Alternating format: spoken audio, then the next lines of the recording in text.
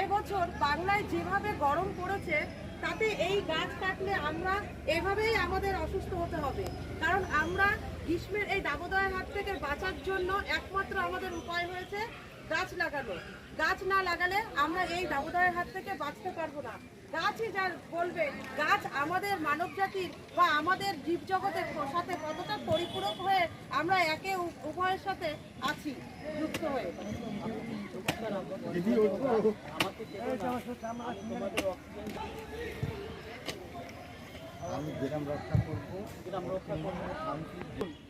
জল দিয়ে বাঁচান, আমি আপনাদের ফুলে সুগন্ধে ভরিয়ে দেব, অক্সিজেন দেব, ঝড় বৃষ্টির থেকে আপনাদের বাঁচাবো, ক্লান্তি দূর করব।